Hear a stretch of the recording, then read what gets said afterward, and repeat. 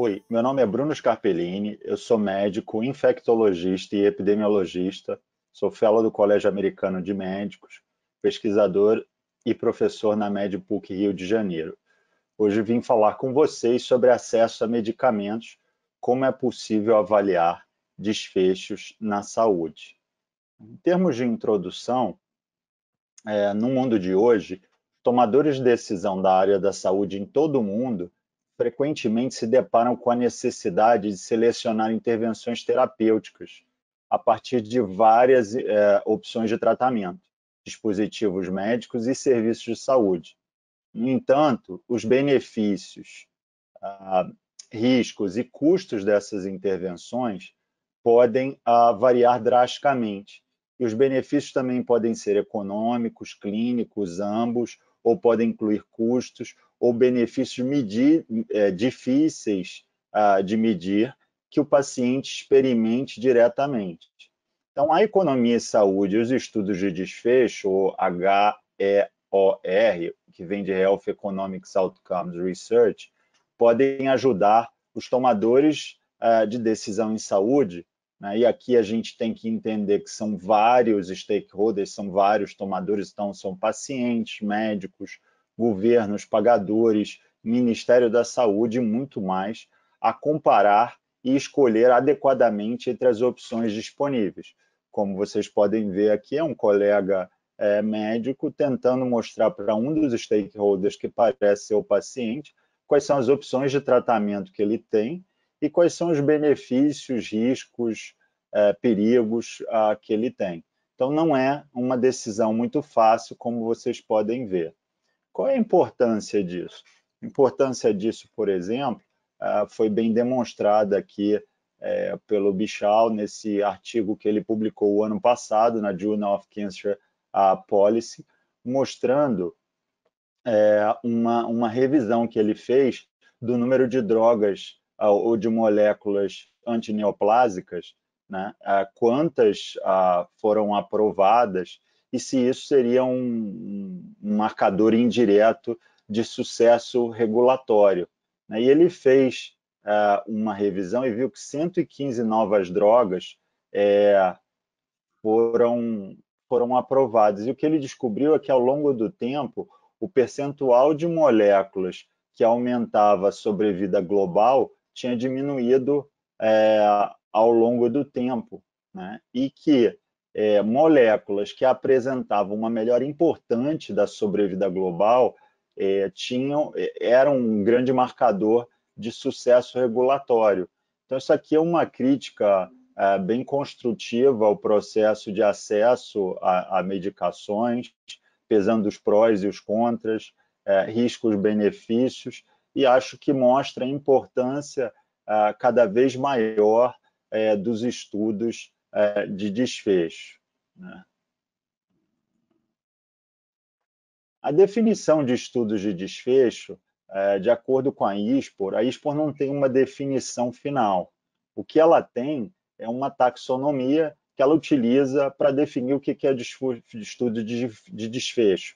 Então, pode ser um estudo de desfecho clínico, ela também usa a taxonomia de epidemiologia e saúde pública, avaliação econômica, política e regulamentação em saúde, assim como a gente viu no artigo da revista recente, avaliação de tecnologia em saúde, prestação de serviços de saúde, processo do cuidado do atendimento, tecnologias médicas, pesquisa centrada no paciente, dados de mundo real, ou RWD ou RWE, desenhos de estudo, pesquisa metodológica e estatística, pesquisa de práticas organizacionais, áreas especializadas de tratamento e doenças e condições específicas, né?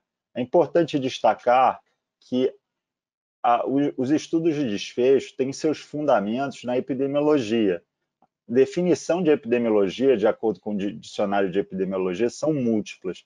Tem um pedaço dessa definição que eu trouxe aqui, que é o estudo da distribuição e determinantes dos estados de saúde ou eventos em uma população específica, e a aplicação desse estudo para controlar problemas em saúde. Essa é que me parece que mais se encaixa com os estudos de HEOR. Como vocês podem ver aqui no cartoon, né? O que a gente tenta fazer em epidemiologia de estudos de desfecho é avaliar a associação e, quiçá, a causalidade. A associação não é igual a causalidade. Então, aqui ele está brincando, né, de acordo com um dado liberado hoje, o café pode levar à depressão em gêmeos, né? Então, isso passa dentro do estudo da epidemiologia. Acho que a gente está vivendo bem isso agora com a pandemia de Covid, e fica bem claro a importância desses estudos de desfechos e estudos epidemiológicos, né?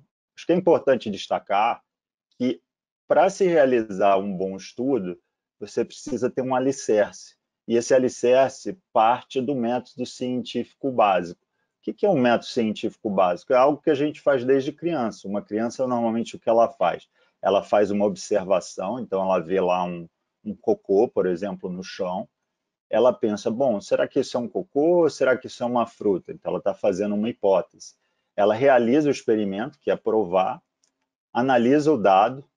Pelo visto, aquilo não era uma fruta, parecia ser realmente fezes, que ela relata o dado dela de uma forma negativa, chorando, aqui no número 5, e depois ela convida outros para reproduzirem esses dados, ou seja, fazendo aqui a velha discussão entre o que é validade interna e o que é validade externa. Então, basicamente, como vocês podem ver aqui no diagrama da direita, parte de um racional, ou algo com plausibilidade biológica ou não, para uma pergunta científica, ou seja, ser parte de uma hipótese para um desenho de estudo. Por isso que é tão importante os fundamentos epidemiológicos na pesquisa de desfecho, né? De acordo com as diretrizes clínicas e diretrizes metodológicas da avaliação de tecnologia em saúde do Ministério da Saúde, isso também pode ser representado pela pergunta científica PICO ou PICOTS, né? Então, o P vem de população, para a gente saber qual é a população que a gente está estudando.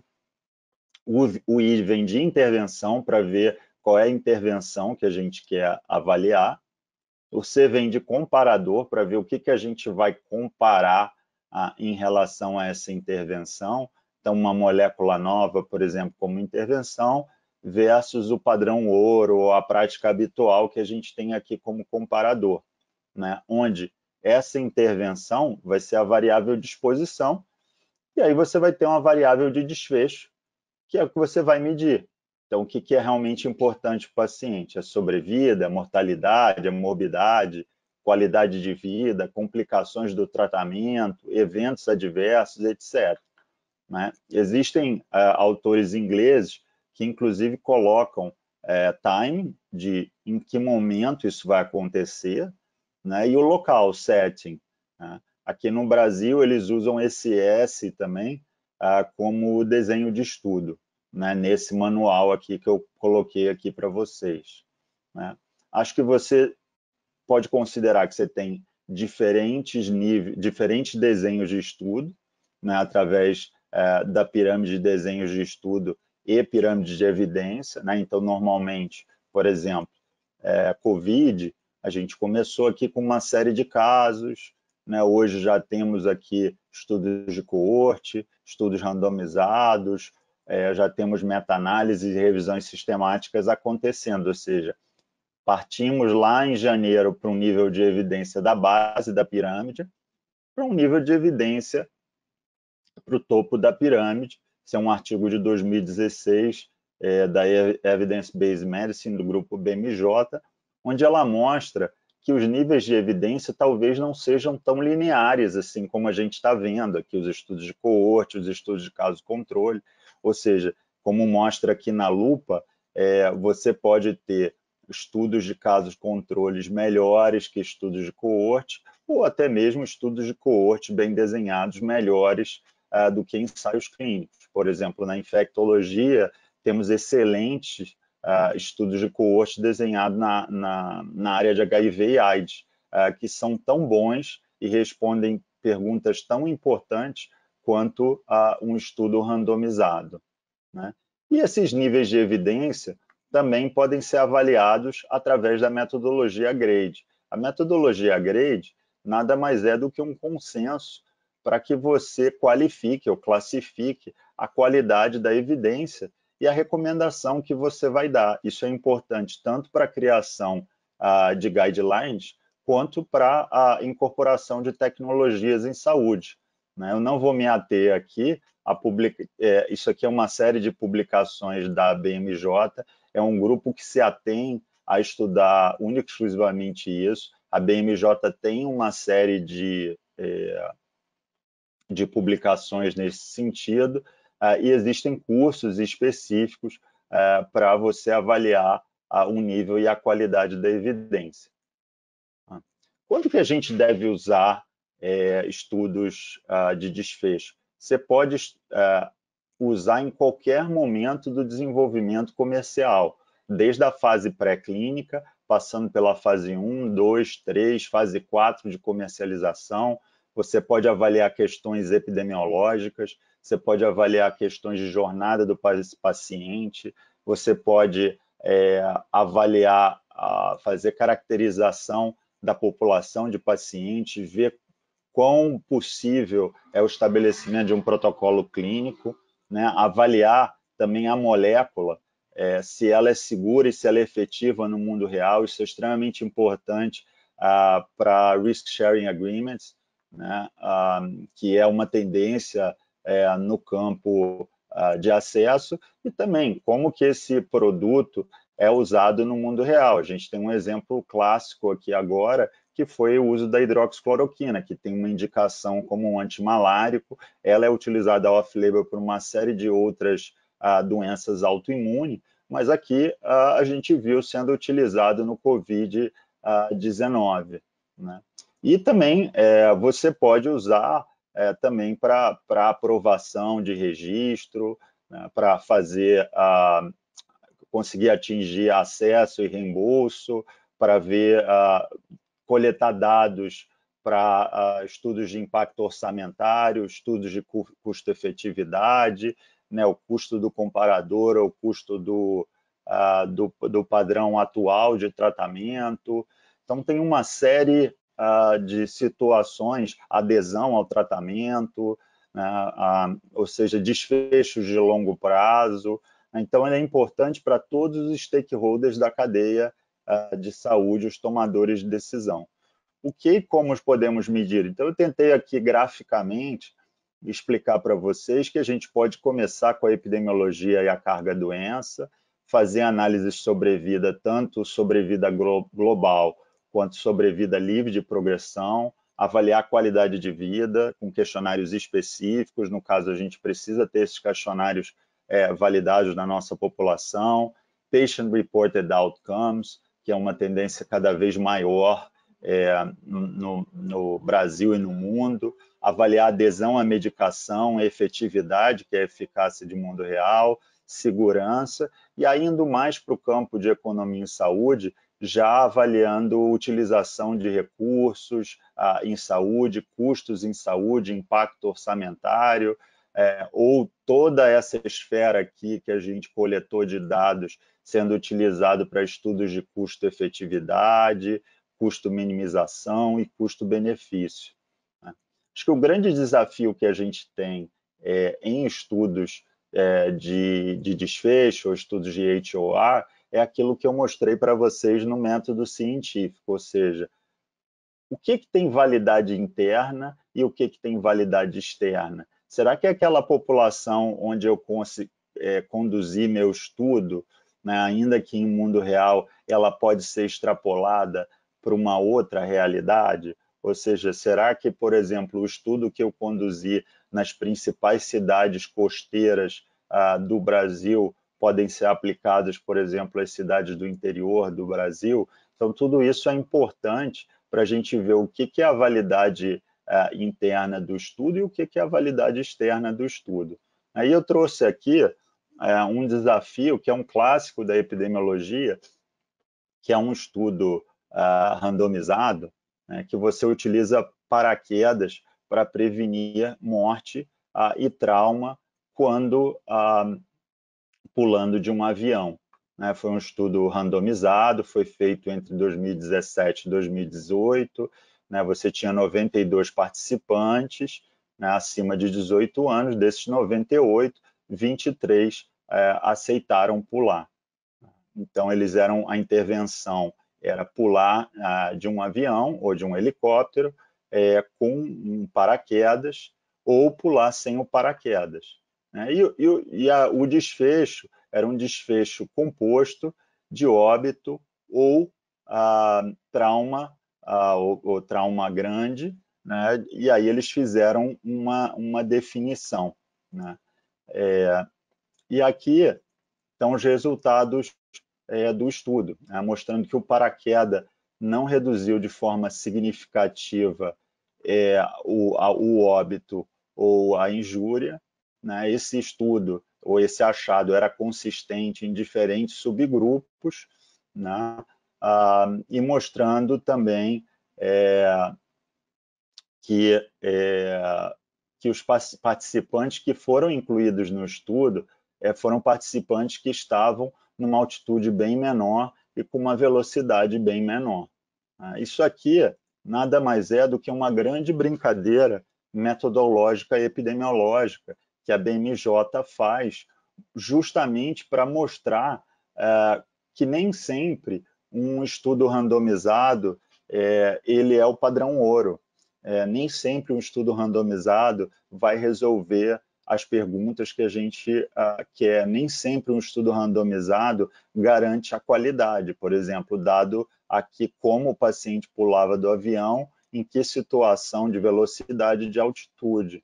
Então, é sempre importante, e também que esses achados talvez não tenham validade externa, porque se a gente quiser reproduzir esses achados com um avião realmente voando a uma altitude e uma velocidade grande, isso não seja reproduzível. Então, acho que é sempre importante a gente ter essa mentalidade crítica em relação ao desenho do estudo, tanto do que a gente está lendo, quanto daquilo que a gente está propondo a fazer.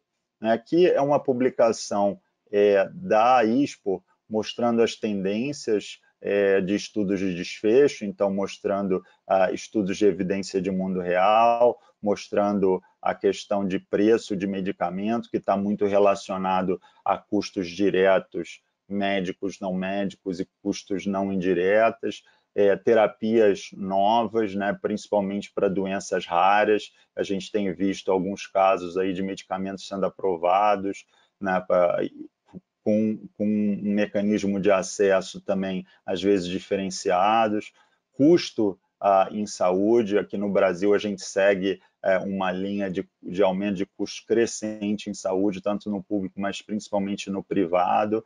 Acesso universal em saúde, né? Então, você ter equidade, ter acesso, isso é uma característica importante dos Estados Unidos, mas aqui no Brasil a gente também viu com essa questão de Covid, a questão do acesso à saúde no sistema público e quanto que o sistema público se compara ao sistema privado, mecanismos alternativos de pagamento ou de modelos de pagamento, então o value-based healthcare, ou até mesmo risk-sharing agreements, que é bem focado em quão efetiva é essa molécula, né, e dependendo da efetividade naquela população, você tem um método de pagamento diferente, transparência de preços, a questão de tecnologias digitais, aplicativos, etc. Eu vou dar uns exemplos aqui para vocês.